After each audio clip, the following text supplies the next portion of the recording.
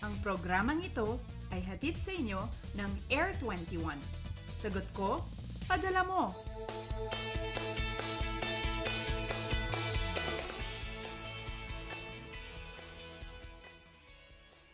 Good morning, Pilipinas! Monday morning na po mga kababayan at simula na naman ng work week. Marami po sa atin ang may ayaw sa araw ng Lunes dahil nga naman nakapila ang maraming trabaho. Pero kung titingnan po natin yan sa positibong pananaw, mas gagaan po ang loob natin at sa ganyang paraan ay magiging mas productive po ang araw natin.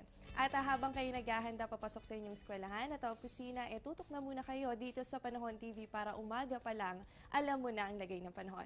Ito po ang Panahon TV Live mula sa Pag-asa Weather and Flood Forecasting Center. Kung kayo po ay online, sabay din kaming napapanood via live streaming sa www.ptv.ph. At ngayong umaga, ako po muli ang inyong mga kasama, ang inyong weather buddy, Jessie Basco.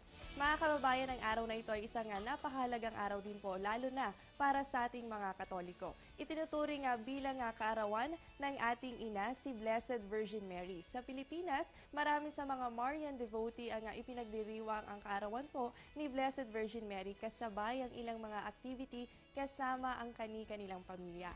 Kaya ngayong araw ng Lunes, siguraduhin din natin na magkakaroon tayo ng sapat na oras para dito. At sa mga kababayan naman po natin dyan sa Digos, Davao del Sur, isa po itong long weekend para sa inyo dahil idineklara nga special non-working day ang September 8. Araw po yan ng Lunes sa inyong lugar. Yan po ay para mabigyang pagkakataon ang bawat isa na makasama o makisama sa selebrasyon ng Foundation Day Anniversary ng Digos City. At balik po tayo sa ating ulat panahon, astronomical data mula sa Pag-asa. Unahin po natin sa ating sunrise and sunset. Ang sunrise po natin 5:44 ng umaga habang ang sunset po natin 6:03 ng gabi. Samantala para naman po sa ating moonrise, ang moonrise natin 5:90 ng hapon habang ang moonset po natin 4:34 ng umaga at yan po ay merong illumination na 98%. At para po sa ating phase of the moon, napansin nyo ba ang buwan kanina? Ngayong araw din natin masisilayan ang full moon.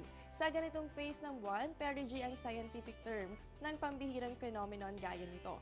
Umiikot o sinusundan ng buwan ang elliptical path ng mundo sa bahagi kung saan mas malapit ito sa Earth. Kapag ang full moon ay tumapat sa perigee side nito, ay nagiging mas malaki ito at maliwanag. Kasabay niyan ay tinatawag din itong supermoon.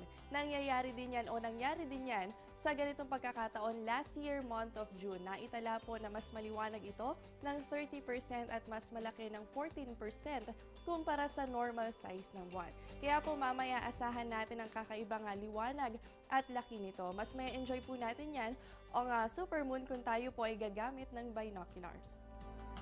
Samantala, alamin naman po natin tidal prediction along Manila Bay, courtesy of Damria.